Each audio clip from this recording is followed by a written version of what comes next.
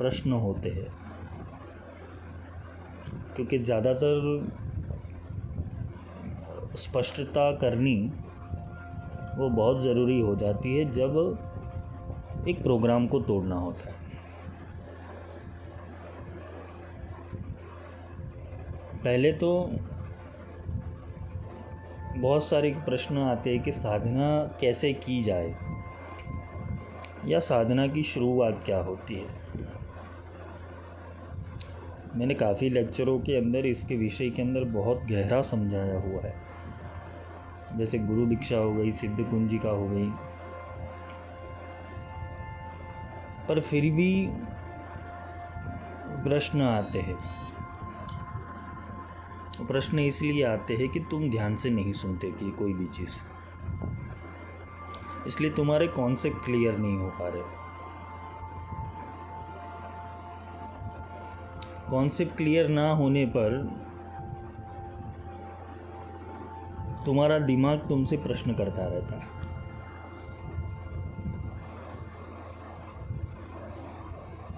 अनुभूति मन को चाहिए, आत्मा को इसकी कोई ज़रूरत नहीं। आत्मा स्वच्छंद है, स्वच्छंद था और स्वच्छंद ही रहेगा। अनुभूति, परख, प्रश्न, ये सब मन को समझाने की क्रियाएं है। बाहरी मन के ऊपर आने वाले जो प्रश्न होते हैं वो ज़्यादातर इसलिए पैदा होते हैं कि तुम जब कोई भी पद्धति का, कोई भी मार्ग का अनुसरण करते हो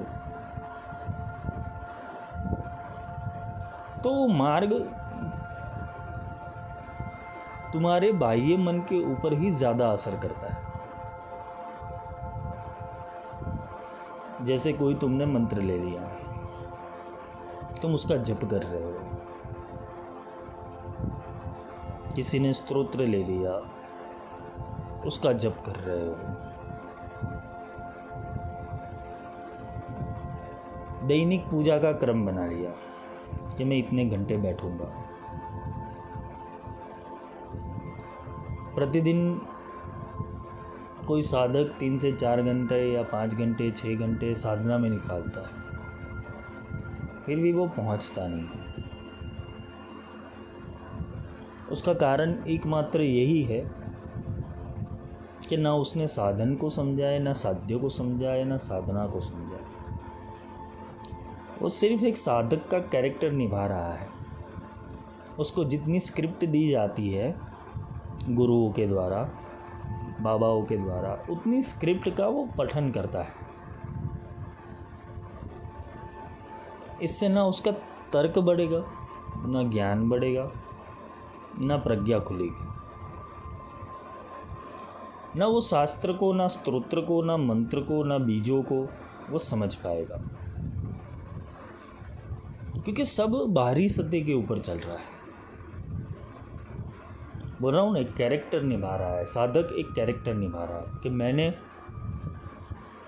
ये शिविर, ये वर्कशॉप, ये प्रणाली से, ये मार्ग से, ये संप्रदाय से ये मंत्र लिया है, तो मुझे इसके आवर्तन करने चाहिए, जप करने चाहिए। चलो, ये बात सही भी है और गलत भी है। सही इसलिए है कि तुमने किसी गुरु के ऊपर विश्वास रखा है और तुम उसकी पैटर्न फॉलो कर रहे हो। जपात सिद्धि, जपात सिद्धि, ये भी सही है, कोई गलत क्रिया नहीं है, पर विवेक शून्य हो जाते हो।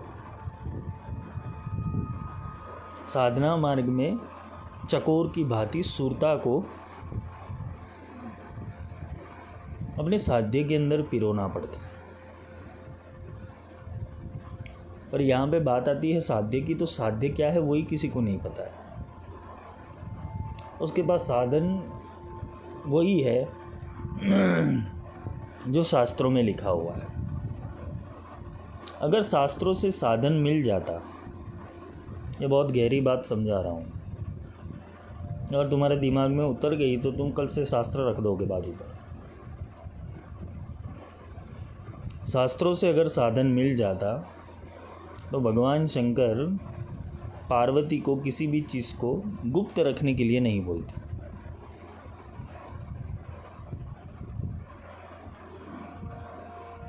कोई भी मंत्र स्तोत्र इत्यादि ले लो, अधिकार के बिना, पात्रता के बिना कोई भी मंत्र कर लो, कोई भी पुस्तक पढ़ लो, वो मंत्र सिद्ध नहीं होगा। तुम एक रटे हुए तोता जो होता है, रटा हुआ तोता, राम राम राम राम राम राम बोलता है, लेकिन उसको राम का मतलब नहीं होता है। वैसे ही साधना क्रम में हो रहा है। साधना को समझनी है तो पहले तो ये समझो कि आखिर मुझे साधना किसकी करनी है।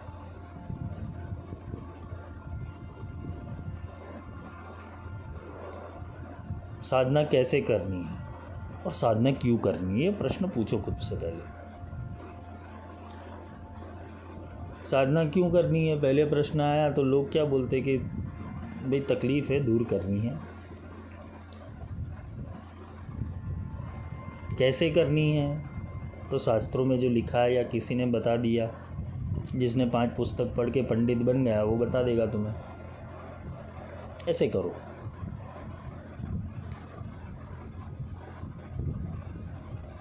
पर अगर ऐसा होता तो आज भी तुम्हारे भीतर वो अप्रगट महासत्ता संतोष प्राप्त करके, आनंद प्राप्त करके चुप बैठ जाती, फिर तुम्हें भटकना नहीं होता। अभी भटकाव किसका है वो समझो, भटकाव मन का ही है। आत्मा तो सब कुछ जानकर बैठी हुई है, पर आत्मा को जगाने वाला अभी तक तुम्हें मिला नहीं। आत्मा को जगाने वाला जब मिल जाता है तो सारे पर्दे खोल देता है। वो पर्दा नशी है, उसको बेपर्दा करना है और कुछ नहीं। जो पर्दे के पीछे चल रहा है उसको तुम्हारे सामने क्लियर कट रख देना है, वो काम गुरु का है।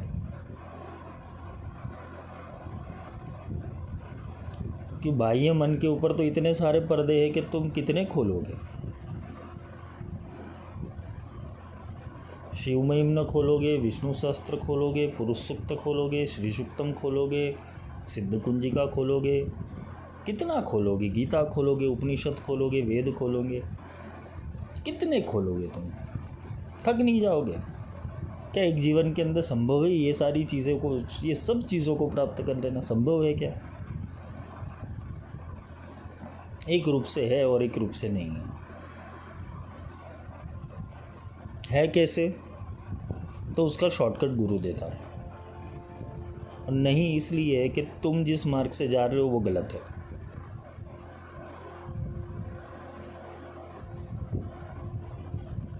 शब्द, मैंने शब्द और नाद ब्रह्म के बारे में समझाया था। परमात्मा एक ही है। मैं फिर आज वो समझा रहा हूँ कि स्वरूप के ज्ञान के बिना की जो भक्ति है वो अंधी भक्ति है। इससे तुम अपना समय बिगाड़ रहे हो और कुछ नहीं कर रहे हो। 3 घंटे आंखें बंद करके तुम अंधेरे के साथ बातें करते हो और तुम्हें ऐसा लगता है कि मैं भगवान के साथ बातें कर रहा हूँ। तुम्हारा मन ही उत्तर देता है, मन ही वहाँ परमात्मा बन जाता है। तुम कोई भी प्रश्न पूछते हो उसका उत्तर तुम्हें मन ही देता है।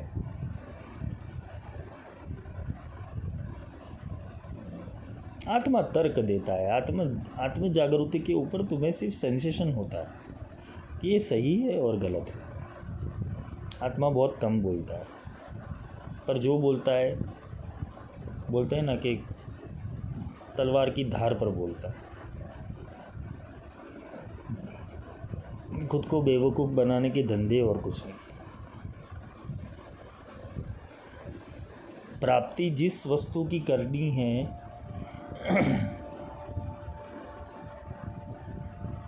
वो बहुत सूक्ष्म है और सोहला है।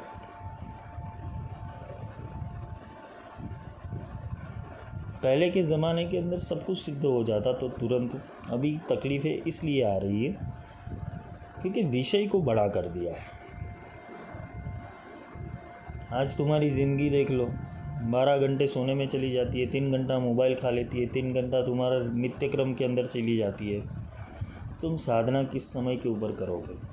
ऊपर से ये कोरोना।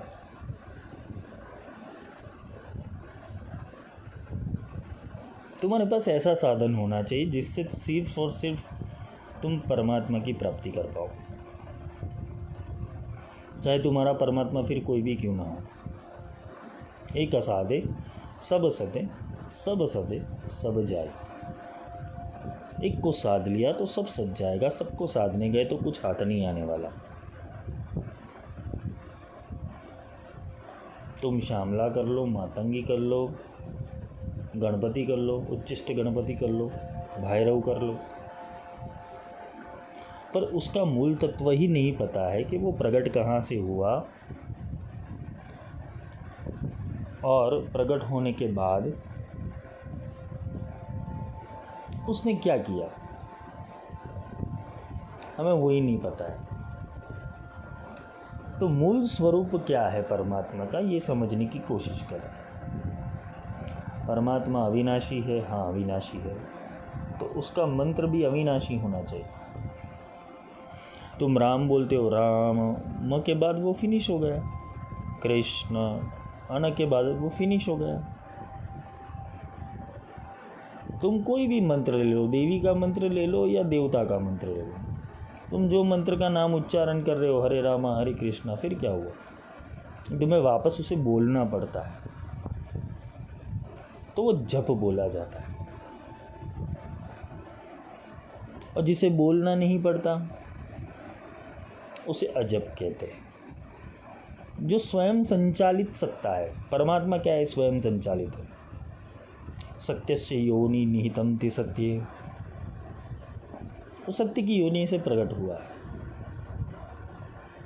स्वयं संचालित ऊर्जा ना पैदा हुई है, न इसका अंत है, न आरंभ है।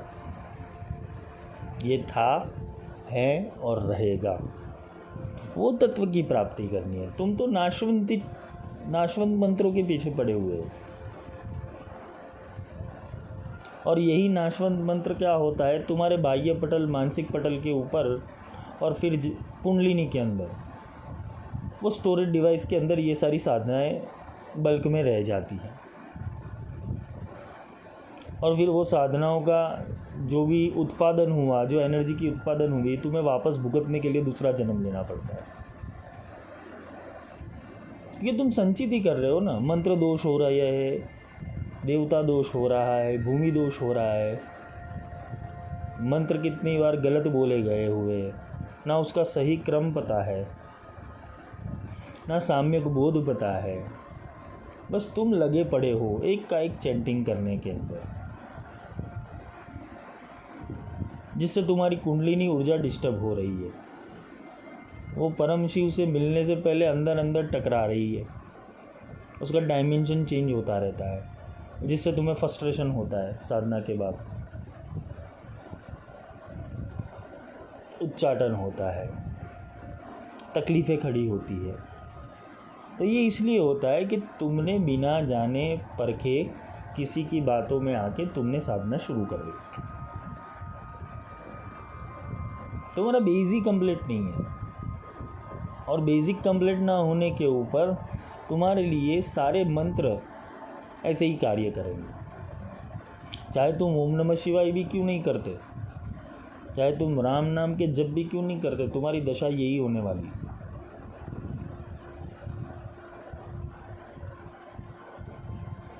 दुख नहीं जाता हमारा दुख। अरे पर तू भगवान को किस लिए पूज रहा है? दुख दूर न करने के लिए। दुख तो तेरा कर्म है, उसमें ईश्वर को क्या लेना देना है?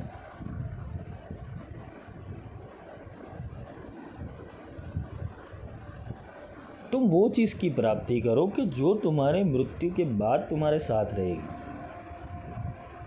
साधना उसी साध्य उसे ही कहते हैं ना, कि जो हमेशा तुम्हारे साथ रहे।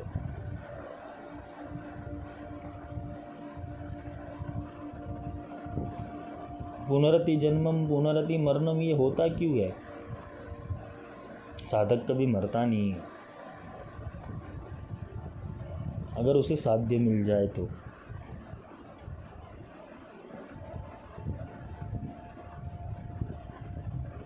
वो एक ही चीज़ को पकड़ कर चलता है। कुछ साधक ऐसे होते हैं कि जिन्होंने पिछले जन्म के अंदर संचित कर्म कर ली है पूर्ण साधना के, लेकिन इस जन्म के अंदर उस माया ने उनको इतना भटकाया है कि वो सही चीज़ के ऊपर निर्णय नहीं कर पा रहे, या तो सही वस्तु के प्रति आ नहीं रहे। माया ने इतना भ्रमित किया हुआ क्योंकि तुम्हें लगता है कि एक आत्मा मुक्त हो जाएगी तो क्या हो जाएगा। ये आत्माओं का विज्ञान बहुत अलग है। तुम्हें लगता है एक आत्मा मुक्त हो जाएगी, क्या हो जाएगा? शॉर्ट सर्किट हो जाएगा। एक आत्मा अगर काल चक्र के बाहर निकल जाती है, मुक्ति को प्राप्त कर लिए, शॉर्ट सर्किट हो जाता है सिस्टम के अंदर। ये काल का काम क्या है? उसको तुम्हें अपने भीतर समाना है, अपनी सिस्टम के अंदर वो रखना चाहता है तुम्हें। जब आत्मा तो निर्बंध है, निराकार है, ब्रह्म शिव है, तो खुद महाकाल को पैदा करने वाला है। तुम तो खुद, तुम्हारी आत्मा जब परमात्मा में थी तो ये अस्तित्व बना, तो काल भी उसका ही प्रतीक है। तो तुम तो काल से बड़े हो, पर काल चक्र ने तुम्हें क्या समझाया है? तुम्हारे अस्तित्व को खोखला कर दिया है। क्यों? तुम्हें एक साधन दे दिया। कौन सा? मनुष्य रूपी तन। और इसी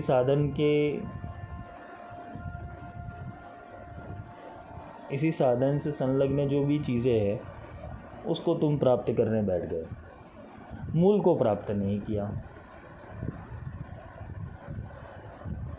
इतने साल से साधना कर रहे हो, स्वरूप का ज्ञान नहीं हुआ। भगवती है कौन? शिव जी है कौन? दुर्गा जी कौन है?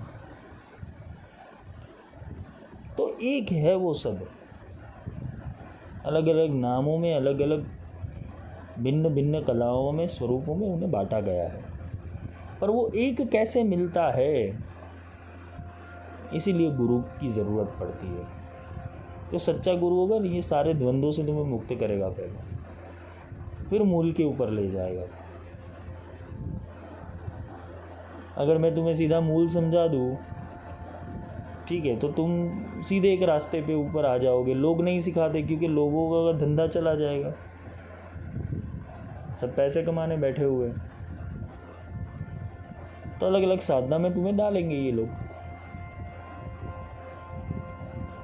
आज शांभवी कर ले, आज चक्र पूजन कर ले, आज ये तर्पण कर ले, आज दीप प्रयोग कर ले। शास्त्रों में ये सब विज्ञान पड़े हुए हैं,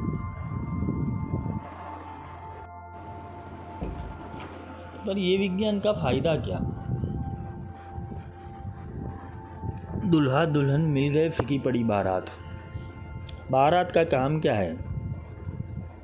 शादी होती है तो बारात का काम क्या है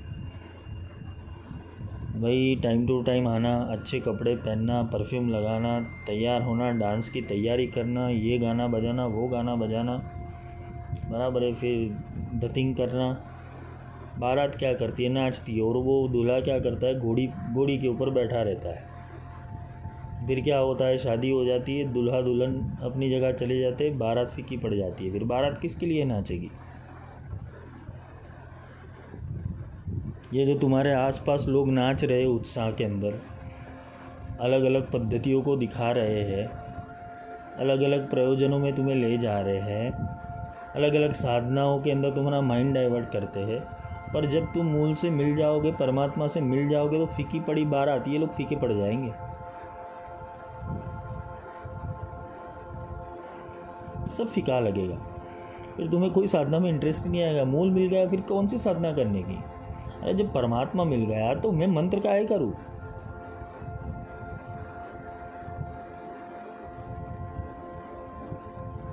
गंगा किनारे घर करूं, नहाऊं निर्मल नीर, पीछे पीछे हरि फिरे, कहत कबीर कबीर।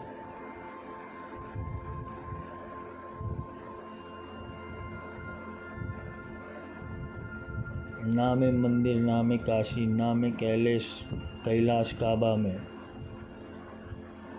खोजी हो तो तुरंत मिल जाओ पल भर की तलाश में।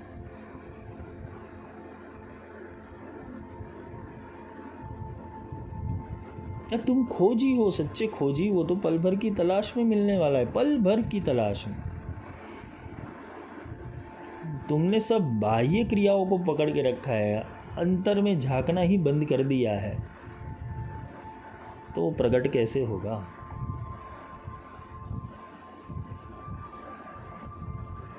वेदों में क्या लिखा है? वेदों में उसे उद्गीतम बोला गया है।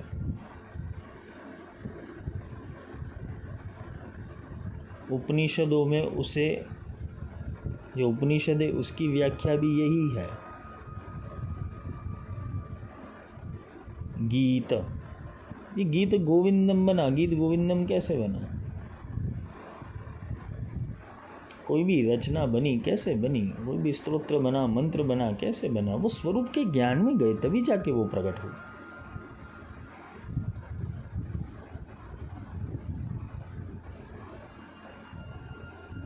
तुम जिस भगवती की बात कर रहे हो वो तो देवता है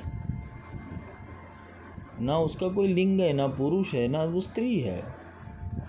तो मार्कंडेय ने चाहा कि मुझे मातृ स्वरूप में मिले वो परब्रह्म, तो मातृ स्वरूप में मिला। पर कोई तुम्हें ये नहीं सिखाता ना कि भाई ये सब पूरा तत्ववाद है, इससे विशेष कुछ नहीं है। एक चीज़ बार बार घुमा के यही समझाने की कोशिश कर रहा हूँ कि भाई तुम हनुमान चालीसा ले लो या गणपति अथर्वशीष ले लो, सिद्ध कुंजिका ले लो, दशमा विद्या ले लो, तुम्हें जाना एक ही मार्ग के ऊपर है। तो एक को पकड़ लो तो सब सीधा हो जाएगा। पर एक के बारे में हम क्या जानते हैं? हमारी सोच कितनी है? हम वो एक परमात्मा के बारे में जानने की कोशिश नहीं करते, पर उसके मंत्र, स्तोत्र इत्यादि सब कंठस्थ है। सब बोलते हैं परमात्मा एक है, सब कंठस्थ हो गया। वो एक को जानने की कोशिश नहीं की कि वो है कौन। गीता में उसे आकाशवाणी बोला है।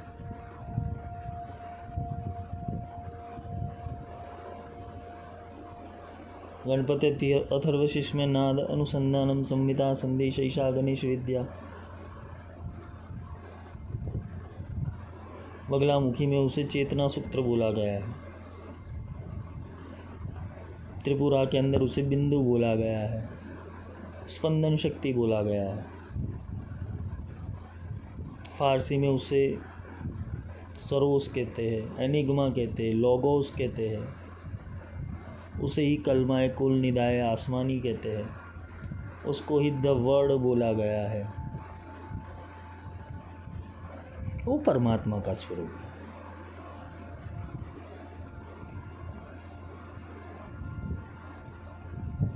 लिखना भी नहीं है, ना तुम उसे बोल सकते हो, ना तुम किसी को बता सकते हो, ना तुम उसे समझा सकते हो कि वो है क्या। उसे गुप्त कहते हैं। गुरु यहाँ गुप्तता जैसा कुछ नहीं रखता है, लेकिन वो चीज़ ही ऐसी है कि तुम सामने वाले को नहीं समझा सकते ये कैसे हो रहा है। इसे ही गुप्त षोडशी बोला गया है। तो लोग तुम्हें षोडशी के मंत्र में कोई रिम लगा देता है, कोई श्रीम लगा देता है, ना जाने लोग क्या क्या करते हैं।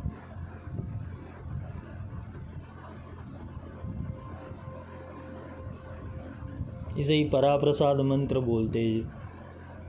इसे ही ऊर्ध्वामनाई तंत्र के अंदर नाद योग बोला गया है। सीधा रास्ता मिल रहा है, लेकिन तुम्हें क्या करना है? तुम्हें तो घूम घूम के जाना है ना। जैसे तुम्हारे पास तो बहुत समय है, 10 PDF एक ग्रुप के अंदर डाली, 10 PDF सुबह से लेकर शाम तक वो पढ़ेगा, फिर माथे पे ऊपर हाथ रखेगा, बहुत पढ़ लिया आज, कल बाष्पीभवन हो जाएगा उसका, वो सारी चीज़ें उसके दिमाग से निकल जाएगी और PDF डाउनलोड करेगा। साधना क्षेत्र में ये कभी नहीं होना चाहिए। साधना क्षेत्र एक ही है, एक गुरु मंत्र, एक इष्ट मंत्र, दैट्स इट। फालतू की बकवास सीखने बैठे हो तुम क्या? पहले के ज़माने में 10 साल 15 साल पहले क्या होता था? अरे 50 साल ले लो पीछे, क्या इतना सब बकवास चीज़ें थी?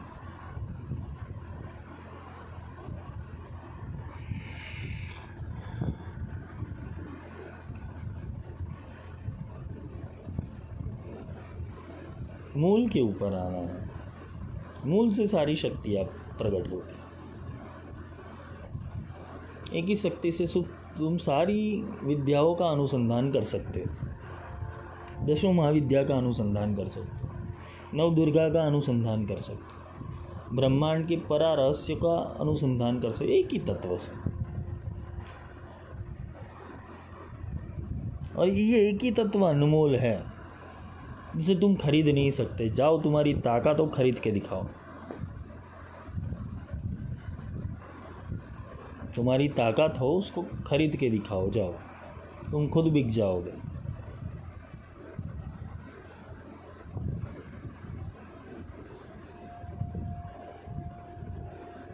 प्रेम से रिझता है वो, खोज से रिझता है। अथा तो ब्रह्म जिज्ञासा, अथा तो धर्म जिज्ञासा। तुम्हारी खोज ही परमात्मा नहीं, तुम्हारी खोज क्या है? फालतू का ज्ञान। मातृ का न्यास दो ना, क्या करेगा करके? भैरव का वो वाला मंत्र दो,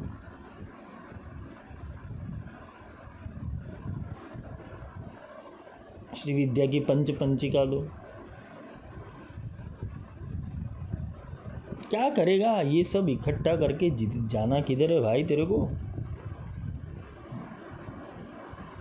नॉलेज बढ़ा रहे लोग, ये बोलते हैं ना अपग्रेड हो रहा है, बुद्धि से, अंदर से नहीं हो रहा है।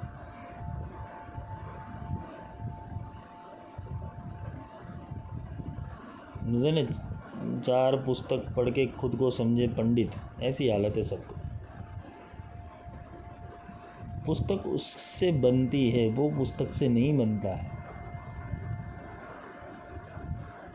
भागवत कृष्ण से बनी है,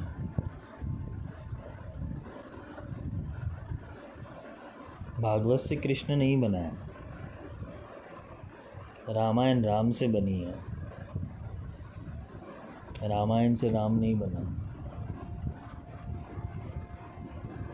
तो राम को समझोगे तो कितनी रामायण लिख पाओगे तुम, कृष्ण को समझो तो कितने भागवत लिख पाओगे। पर हमें उसको समझना नहीं है। हमें क्या है, किसी ने बोल दिया, हमने समझ लिया। आज भी कथाकार बेचारे को हर कथा के अंदर वो, उसको इच्छा हो या ना हो, वो भगवान की इच्छा हो, कृष्ण की इच्छा हो कि या ना हो, वो उसका जन्म करवा के ही रहते हैं। सोचो तुम्हारे जीवन के अंदर बहुत सारी तकलीफ़ें गुजर रही हो और कोई तुम्हें बार बार याद दिलवाए वो चीज़, तो तुम्हारी कैसी हालत होती होगी। कोई तुम्हारी हर साल शादी करे, तुम्हारी कैसी हालत होती होगी।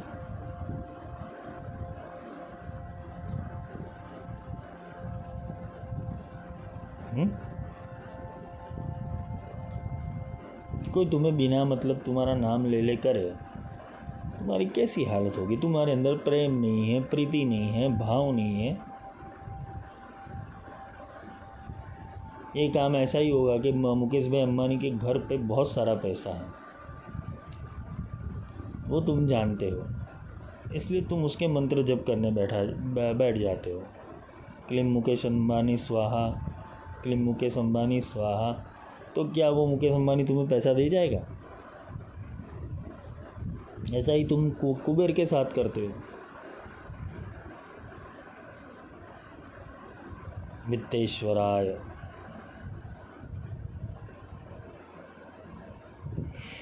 ऐसा ही तुम कुबेर के साथ करते हो, ऐसा ही तुम महालक्ष्मी के साथ करते हो।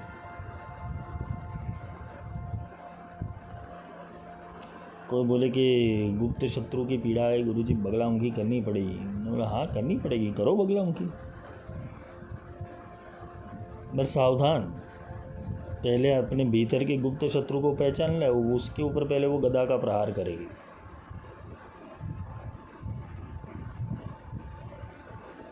कोई भी विद्या, कोई भी तत्व, कोई भी पदार्थ, कोई भी चेतना तुम्हारे कल्याण हेतु आती है नीचे। और जब मार्ग नहीं मिलता वो भाव नहीं मिलता, ऊर्जा को,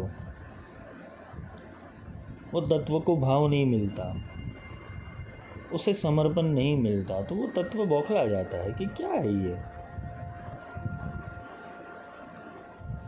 तुम्हारे घर में मेहमान आए और मेहमान को तुम बोलो आइए ये खाना खाइए, आइए ये खाना खाइए, आइए ये खाना खाइए, तुमने 15 बार बोला अभी तक थाली नहीं परोसी, आइए ये खाना खाइए, क्या होगी तुम्हारी हालत? वो क्या आएगा, वापस आएगा मेहमान तुम्हारे घर पे? ऐसा ही कुछ तुम भगवान के आगे कर रहे हो।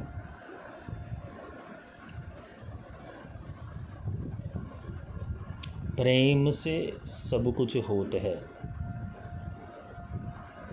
इसलिए बोला ना कि तुम जिसको पहचानने निकले हुए हो वो तो बहुत सोला है, तुम्हारा जैसा ही है, तुम्हारा परमात्मा तुम्हारा जैसा ही है, पर तुम्हें उससे मिलना नहीं आता, क्योंकि तुम्हारे अंदर वो भाव प्रकट नहीं हुआ मिलन का।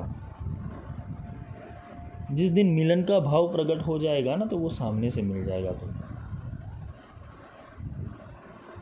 पिशाच वेशाय परम विदूषक, कोई भी रूप धारण करके तुम्हारे पास आएगा।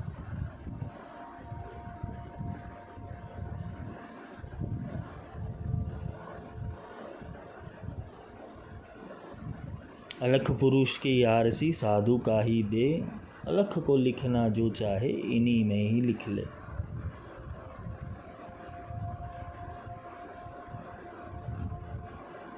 तुम अलख को लिखना चाहते हो, जो अलख है लिखा नहीं जाता, जो अलक्ष्य है, अलक्ष्य यानी कि जो लक्ष्य के बाहर का है, साधु का ही दे। वो गुरु साधु का देह धारण करके आते हैं, उनके पास साधन होता है। साधु भी कौन है? जिसके पास साधन है मुक्ति का।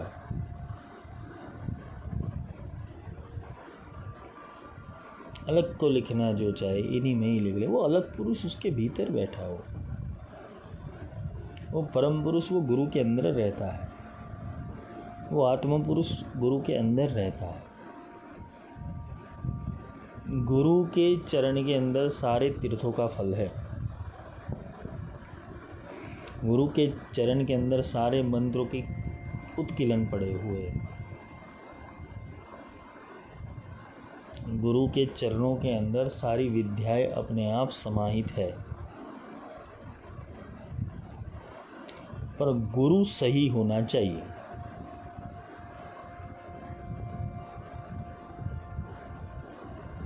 गुरु का कार्य क्या है? तुम्हें पकड़ के बैठकर पढ़ाना, तुम्हें समझाना, तुम्हारे सिखाना, तुम्हारे संशयों को दूर करना।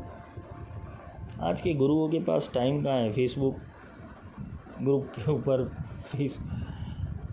फेसबुक शिविरों के अंदर से और उसमें से भी 5,000 वाला आगे बैठेगा, 10,000 वाला पीछे, 10,000 वाला उससे आगे बैठेगा, 500 रुपये वाला पीछे बैठेगा।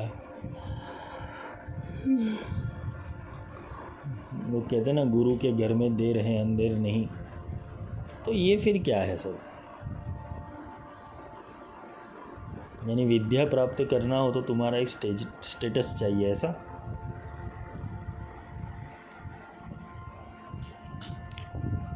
गुरु तो ऐसा कभी पक्षपात नहीं करता कि तुम आगे बैठो तो 25,000 में तुम्हारे पास लूँगा, तुम पीछे बैठे तो 15,000 लूँगा। ऐसा पक्षपात नहीं करते गुरु।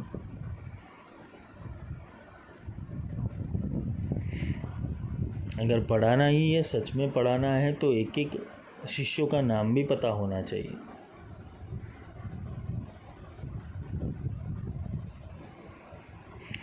तुम्हें अपने गुरु का नाम पता है, लेकिन क्या तुम्हारे गुरु को तुम्हारा नाम पता है?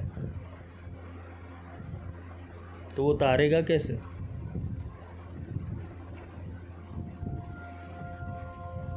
गुरु कुंभार शिष्य कुंभ है, घड़ी घड़ी काढ़े खोट,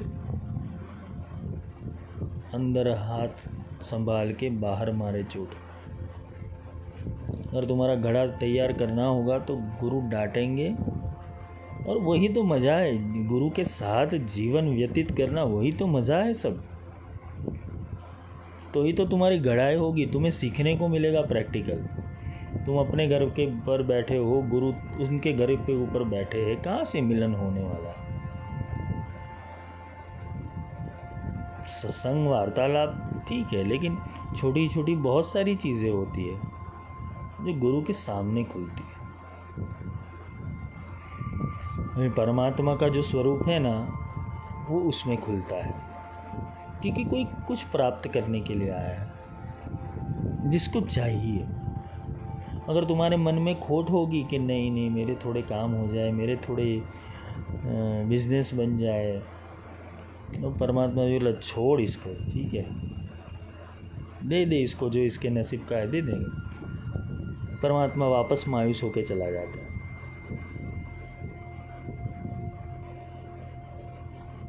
परमात्मा भी ये प्रश्न पूछता है ना कभी कभी कि मुझे प्राप्त करने कोई क्यों नहीं आ रहा है? सब लोग विद्या सिद्धि पद प्रतिष्ठा पैसा धन रुतबा ये प्राप्त करने के लिए ही आ रहे, कोई मुझे प्राप्त करने के लिए क्यों नहीं आता? उसका रोष ये है।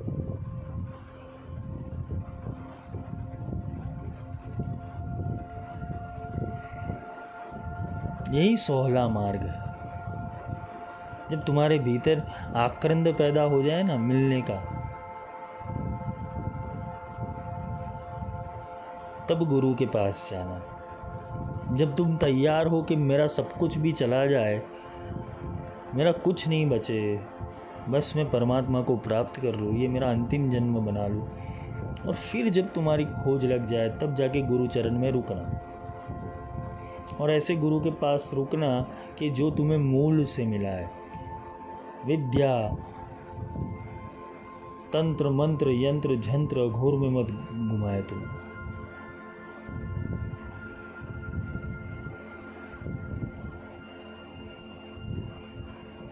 शब्द शब्द सहु कोई कहे, वो तो शब्द विदेही, जिव्या पर आवे नहीं, निरख परख कर ले, वो जिप पर नहीं आता। न मुख से जपू न उर में जपू, न मन में जपू में नाम, जप नहीं होता उसका। तुम किस जप की बात कर रहे हो?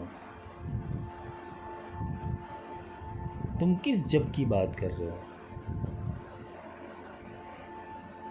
जप नहीं होता उसका, वो अजप है, और अजप रह के ही उसको प्राप्त किया जाता है। वो बोलता है, तुम्हें तो मौन रह के बैठ जाना है एक जगह ऊपर।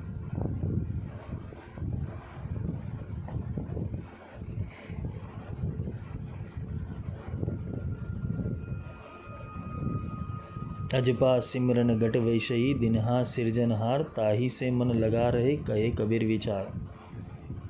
जो तुम्हारे भीतर ये अजपा प्रकट कर दे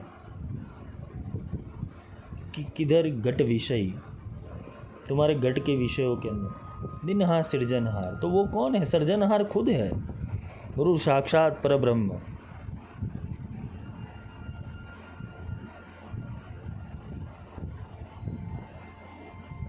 दिनहा सृजनहार, ताही से मन लगा रहे, बस उससे मन लगाओ, अभी कुछ करने की जरूरत नहीं है तुम्हें। कहे कबीर विचार, कबीर ने विचार करके बोला है, बस इतना कर तू, तेरा काम हो जाएगा।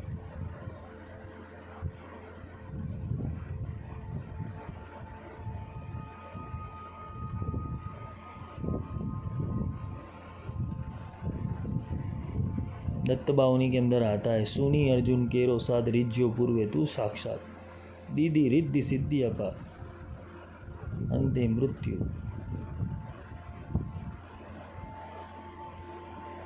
क्या बोला है इसके अंदर? सुनी अर्जुन केरो साध, वो साध यानी वो आंतरनाद से जुड़ना पड़ता है। तुम्हारी तड़प होगी तो ईश्वर बोलेगा ना, तुम्हारी तड़प ही नहीं है कुछ समझने की, तो ईश्वर कहाँ से तुमसे बात करेगा? तुम साला फालतू क्वेश्चन लेके बैठे हुए हो। इसने आज मेरे साथ ये किया, इसने वो किया, तू उसका ये कर दे, इसका वो कर दे। भगवान बोला साला यही काम बैठा है मेरे लिए, सिर्फ मेरी और तेरी बात तो कर।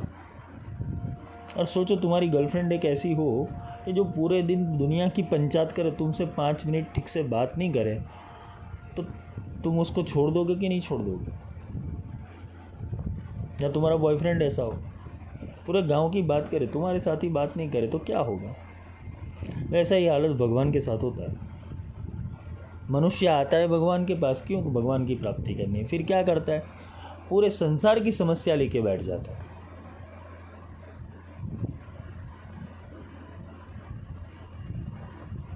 वही बोला ना कि कभी तो आंखों में आंखें डाल के कुछ बात किया कर। ये आंखें बंद करके विष प्रकट करके तू भाग जाता है बेल बजा कर, और साथ में प्रसाद भी लेके चला जाता है। मेरे को कहाँ मिलने आया था? मेरे को मिलने आता तो आंखों में आंखें डाल के बात करता, आंखें बंद कर देता है। मैं तेरी आंखों में देखना चाहता हूँ, तेरी आंखें तो बंद है।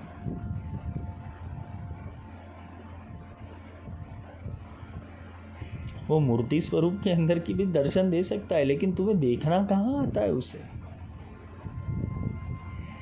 साकार आकार निराकार ब्रह्म तो चैतन्य स्वरूप है, हर जगह है, तुम्हें देखना नहीं आता है।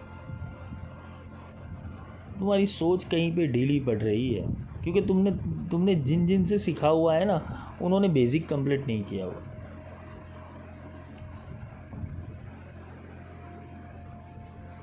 सांसों की माला में सिमरू में पी का नाम।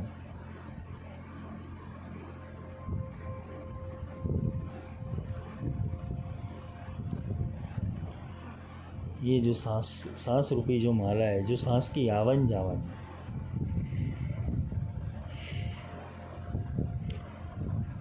जब वो अथर्व स्वरूपा परमात्मा तुम्हें मिल जाता है, तो सांस की माला के ऊपर इसके नाम को चलाना है। और फिर तुम्हें भी नहीं चलाना है, वो तो सारथी खुद बन जाएगा, तुम्हें ड्राइव कराएगा। वो खुद तुम्हारी सांस उच्छ्वास की क्रिया खुद करेगा अंदर बैठ के।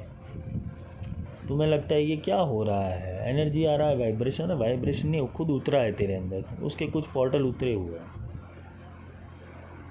बस बैलेंस करना है अभी तेरे को। सम्यकता बिठानी है उसके साथ।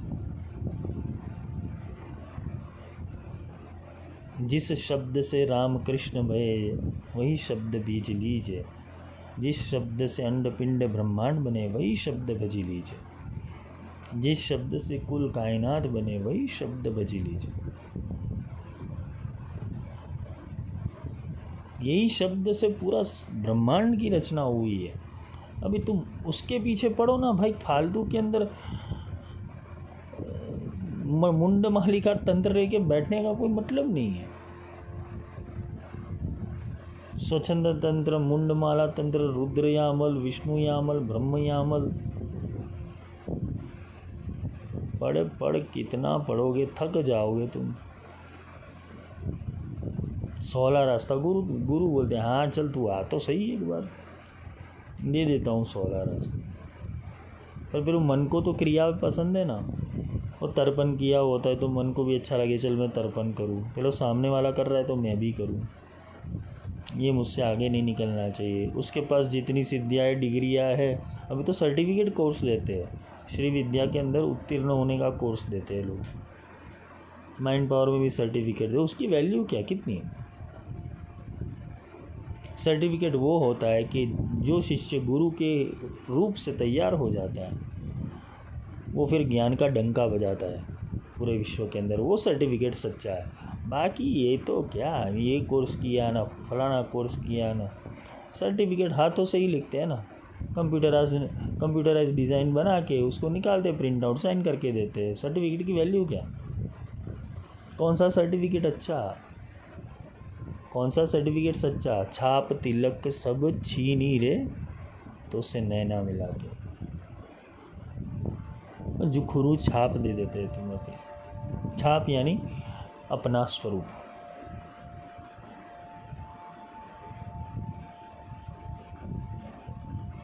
नैना मिलाना यानी दो आँखों की पुतलियों को मिलाना, ये नैना मिलाना नहीं होता। जो देख रहा है, तेरे अंदर देख रहा है और गुरु के अंदर देख रहा है, ये दोनों एक हो गए तो तुम्हें फिर कोई अलग नहीं कर सकता। गुरु के अंदर जो बैठा हुआ है उसने देख लिया और गुरु ने तुम्हारे अंदर बैठे हुए को देख लिया, तो समझ लो फिर तुम अलग नहीं होगे, वो एक तार हो जाता है। इसे ही पहली नज़र की मोहब्बत कहते हैं।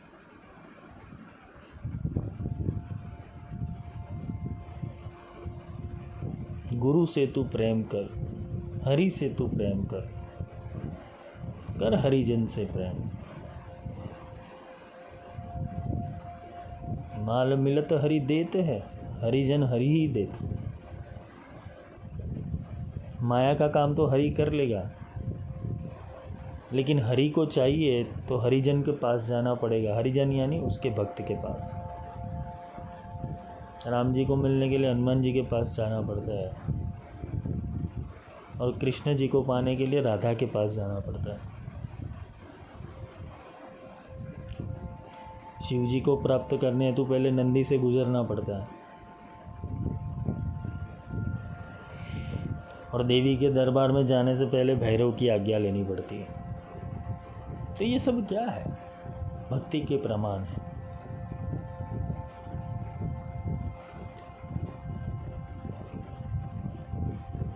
तुम ऐसा कुछ कमाल करो अपने जीवन के अंदर कि तुम मूल तक जाओ, खोजो उसको। मैं सिर्फ इतना कह सकता हूँ कि मैं मूल को जानता हूँ, और जो भी मुझे प्राप्त हुआ है मूल से ही प्राप्त हुआ है। मैं पढ़ाई लिखाई के अंदर बहुत कमज़ोर हूँ। मेरे को पढ़ना पसंद नहीं, ज़्यादा पढ़ता हूँ तो दिमाग ख़राब होता है। 3-4 पन्ने पढ़ने के बाद मेरे को नींद आ जाती है। तो मैंने अपने जीवन के अंदर कोई शास्त्रों का पठन किया नहीं है, सिर्फ अनुभूति बोल रही है। और मैं यही चाहता हूँ कि जो अनुभूति से मुझे प्राप्त हुआ है वो अनुभूति से तुमसे प्राप्त होगा। बशर्ते बात यही ऊपर के कि तुम्हारी जिज्ञासा कितनी है, तुम कितना चल सकते हो, तुम कितना समर्पण कर पाओगे। तुम जितना समर्पण कर पाओगे उतनी सिद्धि तुम्हें प्राप्त होगी, उतनी बड़ी सिद्धि प्राप्त होगी। समर्पण का अर्थ ही नहीं तुमने गाड़ी बंगला रुपया पैसा सब कुछ समर्पित करना, ये फालतू की चीज़ें सच्चे गुरु को चाहिए भी नहीं। समर्पण का अर्थ है तुम्हारा डेडिकेशन। तुम साधना के लिए, परमात्मा के लिए क्या कर सकते हो, वो डेडिकेशन चाहिए। वानर सेना को पता नहीं था कि राम जी नारायण थे, सुग्रीव को भी नहीं पता था, लेकिन हनुमान जी ने इतने वखान किए राम जी के, इतने वखान की, इतनी स्तुतियाँ की राम जी की कि वानर सेना को राम के नाम के ऊपर विश्वास आ गया। तब जाके सब लोग इकट्ठे होकर राम की भक्ति करने लगे। वैसे ही हालत हमारी कुछ है। मैं सिर्फ परमात्मा के दूत का कार्य कर रहा हूँ, समझाने का कार्य कर रहा हूँ कि राम कौन है।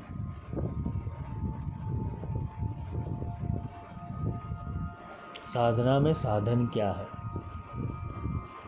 जब ये साधन प्राप्त हो जाता है तो जैसे गर्भ के अंदर एक शिशु होता है तो वो सुनकर सारे संस्कारों को, सारे ज्ञान को ग्रहण करता है गर्भ में ही। वैसे ही जब वो मूल तत्व तुम्हें मिल जाता है, साधन,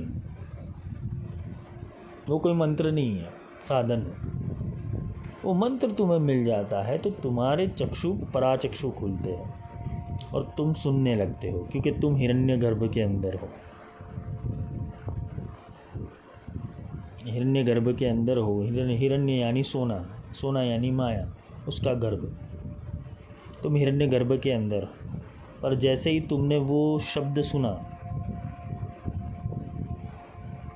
वो अदर यूनिवर्स का वर्ड सुन लिया तुमने, और सुनते सुनते सुनते सुनते सुनते सुनते वो स्वरूप का ज्ञान प्राप्त कर लिया, तुम्हारे हर रोम रोम के अंदर वो स्वरूप बसने लगा, तो तुम वो जो जगत है, वो जगत की सारी व्याख्या करने के काबिल हो जाओगे। तुम आंखें बंद करोगे वहाँ पर होगे, आंखें खोलोगे तो यहाँ पर होगे। ड्यूअल पर्सनालिटी हो जाती है इंसान की। ज़्यादा जो महात्मा होता है वो साधना में ज़्यादा इसलिए रहता है कि इनको ये जगत की अब पड़ी नहीं है। हाँ ठीक है, शरीर साधन है, उसको चलाना है, तो जगत की पड़ी नहीं होती। भाड़ में गई दुनिया, मौत अब आए तो अभी आ जाए, इससे क्या डरना,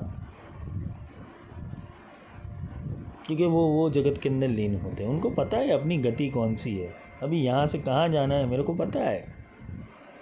इसलिए वो जो साधक, वो उस प्रकार के साधक होते हैं, तो वो अपनी टाइम मशीन को जानते हैं अच्छे से, उनको डर नहीं होता।